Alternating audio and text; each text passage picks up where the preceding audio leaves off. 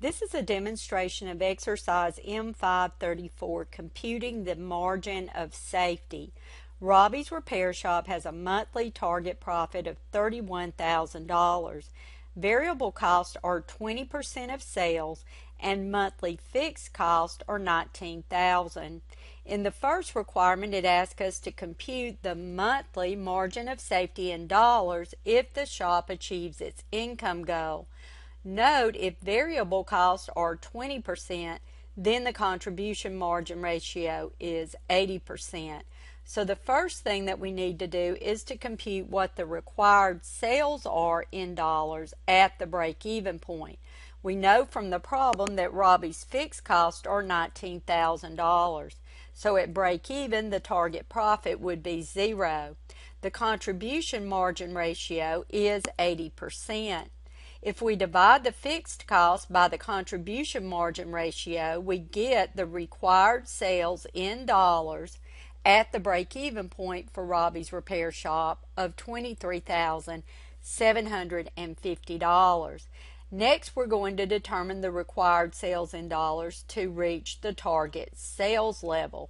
So again, we have our fixed cost in the numerator, but this time we're going to include the target profit of $31,000, and then we're going to divide that by the 80% contribution margin ratio. So $50,000 is our numerator, 80,000 is our denominator, so our required sales in dollars to reach the target profit of $31,000 is $62,500.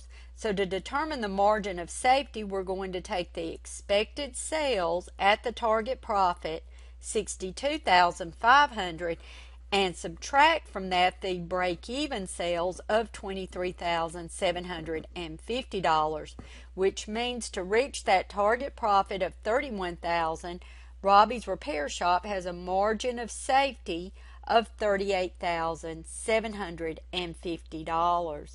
In Part 2, it asks us to express Robbie's margin of safety as a percentage of target sales. So we know the margin of safety, which we calculated, was $38,750, and the expected sales to reach the target profit were $62,500. So dividing those, we get a margin of safety ratio of 62%.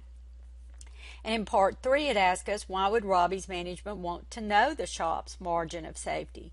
Well, managers can use that margin of safety to determine the risk to the company if the sales do decrease. So realizing the magnitude of the risk helps managers to make better decisions. And that is the conclusion of the demonstration for exercise M534.